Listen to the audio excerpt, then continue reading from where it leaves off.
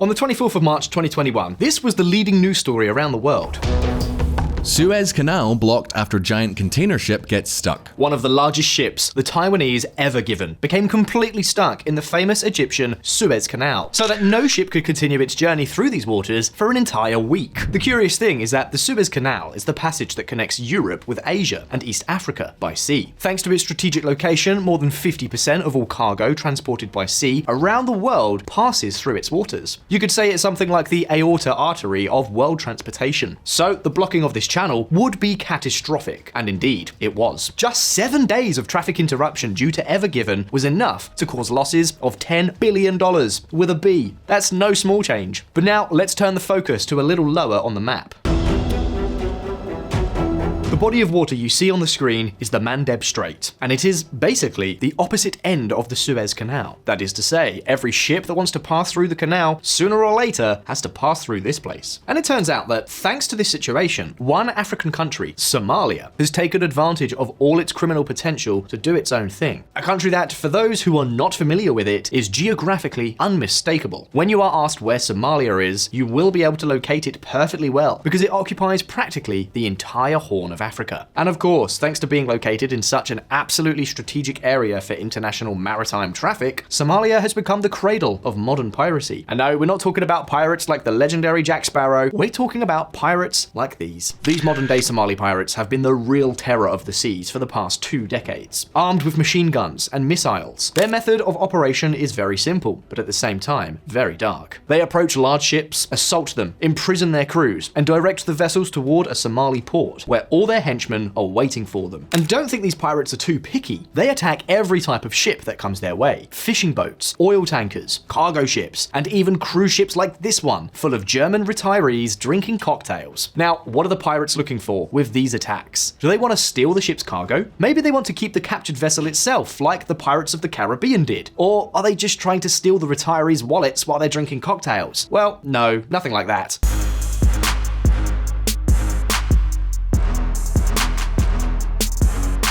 Well, in fact, the Somali pirates are not interested in keeping the ship's cargo, as it would be very difficult for them to sell it in Somalia. Keep in mind that it's a super poor country with no infrastructure and almost no trade capacity. And if they wanted to sell it in other countries, they wouldn't be able to either, since they would need a very complex distribution and transportation network. And what can I say? The pirates don't have the skill set for all that mess. Well then, why don't they keep the boats for themselves? Most likely, again, being a country with so few resources, they would not even be able to pay for the fuel necessary for their operation, nor will they have the shipyards to scrap them and sell their parts. What these kind of pirates are really after is to kidnap the crew. Their way of making money consists of trapping the ship, taking it to a port in Somalia, and demanding ransom in exchange for not murdering the crew members, and returning the ship and its cargo to the company that owns it.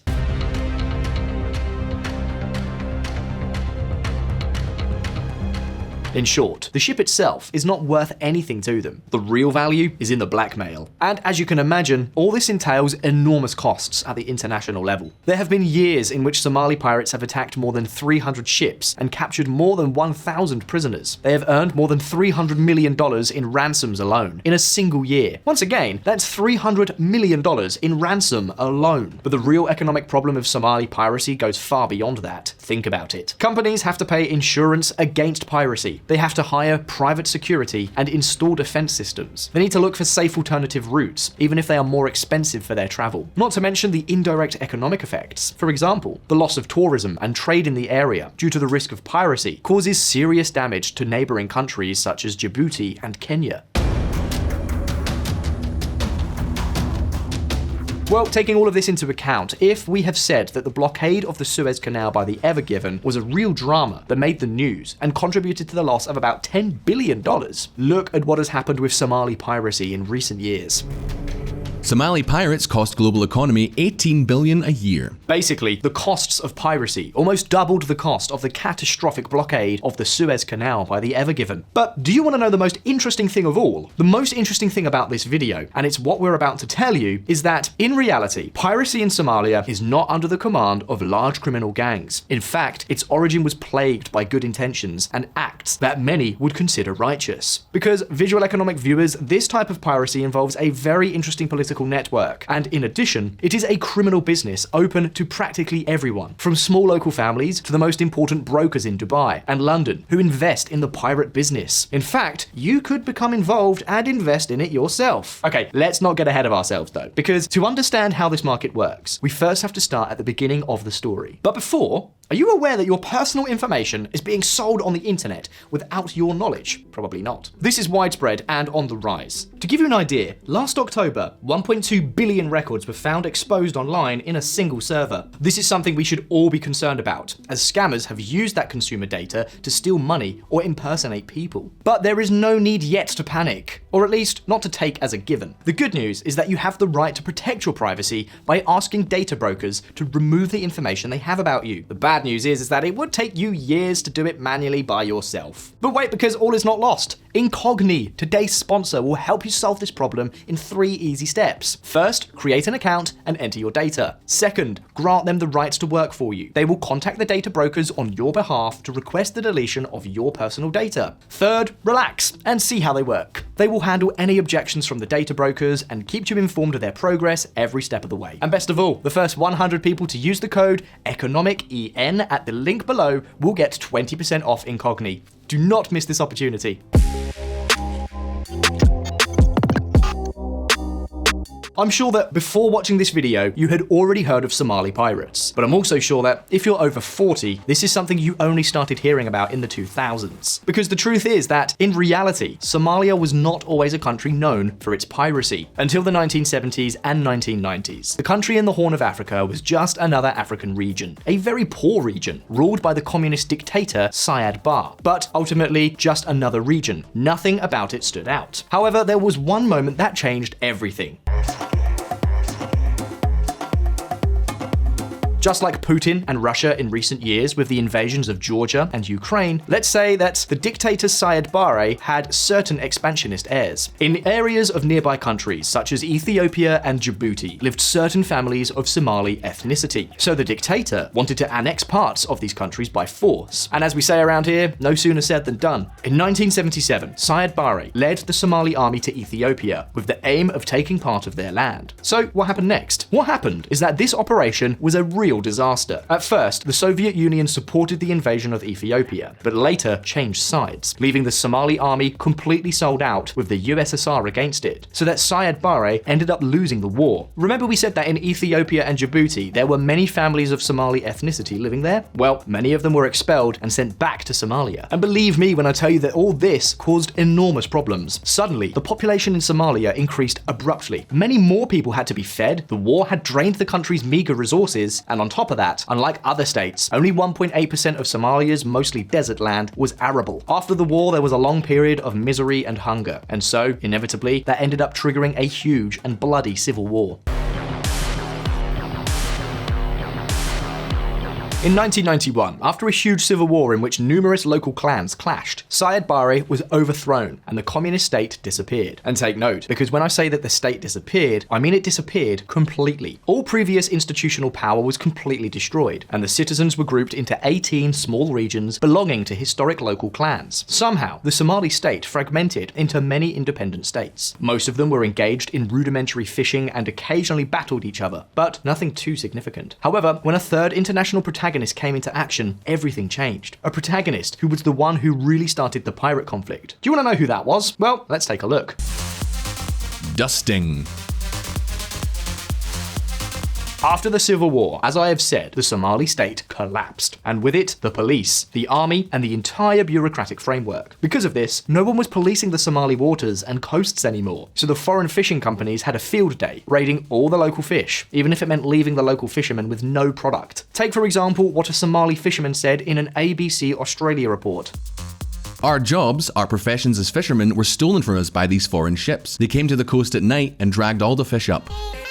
Before, we were catching about 5 to 10 tons of fish per day. Now we're catching around 300 to 400 kilos per day. As you can imagine, the Somalis themselves were not amused by all this. If they were already poor themselves, the overexploitation of the sea by foreign ships condemned them to the most absolute misery. Remember that the country's arable land was 1.8%, and fish was practically their only source of food. So, with little to lose, with life expectancies of no more than 50 years, the Somalis had only one alternative left: to fight back. And that's where the piracy story began.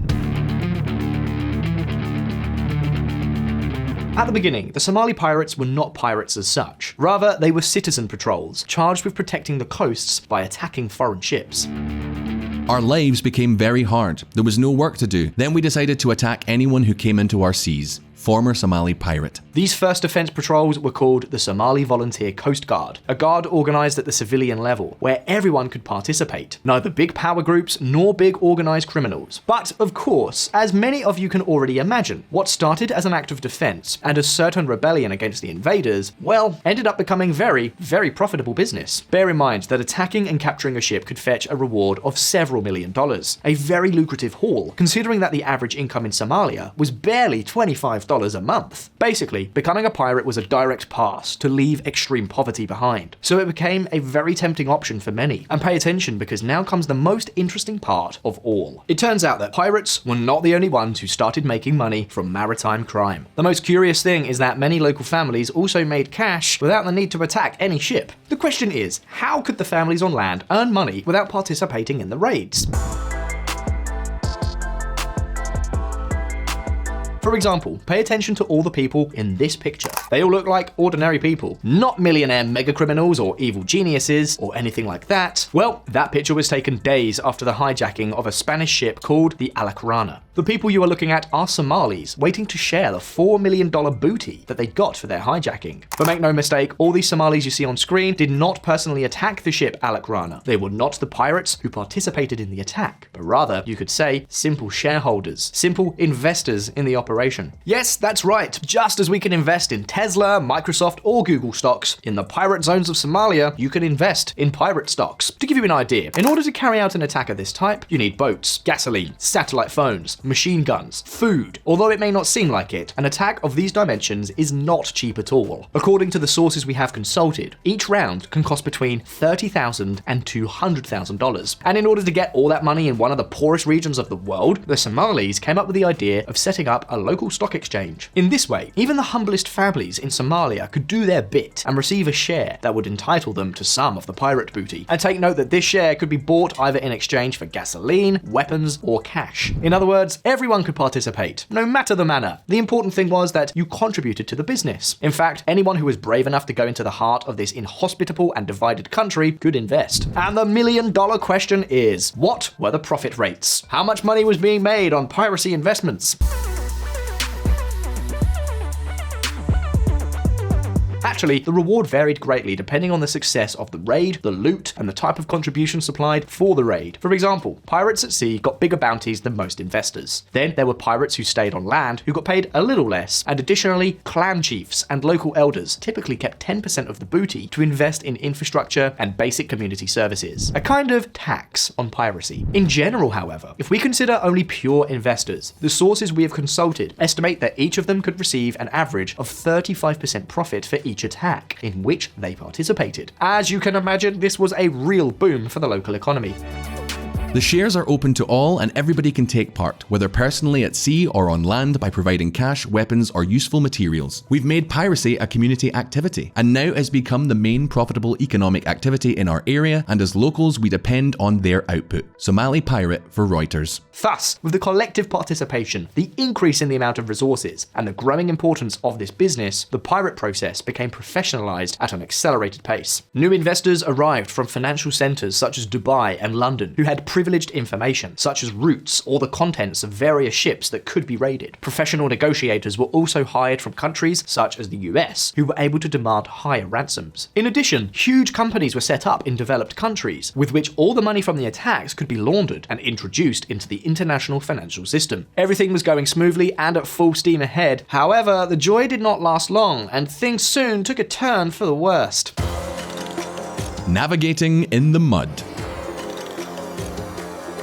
As we have told you, piracy, which began as an act of self-defense, ended up becoming a real fuel for the local economy. However, at a certain point, criminality ran rampant. Pirates went from defending themselves on their own shores to attacking ships in other countries' waters. Do you remember the Alacrana? Well, look where it was captured. More than 600 kilometers, or 373 miles, off the coast of Somalia. In fact, Somali pirates went so far beyond the limits of their coasts that numerous attacks were recorded well into the Red Sea, off the coasts of Eritrea and Yemen. But the worst of it, that was not the worst. While at the beginning of history, piracy served to boost the local economy, to defend the coasts, and even to finance small local clan governments, it ended up working against them. The pirates went from attacking only foreign ships to attacking Somali fishing vessels as well.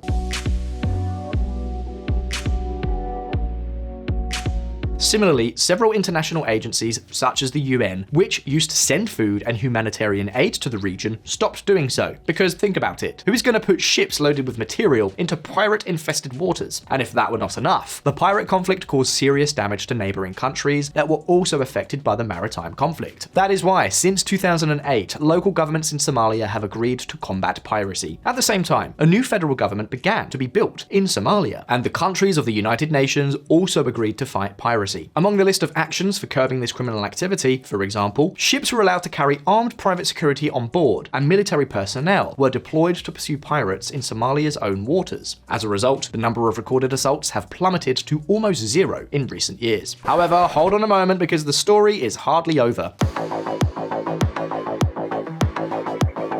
Although the new Somali government has so far actively collaborated in the fight against piracy, things look to be a bit more complicated in the coming years. Somalia's government increasingly insisted that the UNSC's resolutions had achieved their primary objective of suppressing piracy and need not be renewed. While piracy has all but disappeared, the Somali government wants to ban international naval vessels from pursuing pirates within the country's waters. The intentions of this unexpected policy, announced only a few months ago, are not entirely clear, so perhaps this criminal business, along with its peculiar stock market, will re-emerge and cause problems as it just did just a few years ago. Only time will tell. In any case, and at this point, it is your turn. What do you think of the pirate financing system? Do you think it will re-emerge in the next few years? And who do you think is to blame for the emergence of this criminal activity? You can leave your answers in the comments. And as always, if you like the video, please hit the like button, subscribe, activate the little bell so you don't miss any of the next ones, and we'll see you in the next video. Take care, see you soon.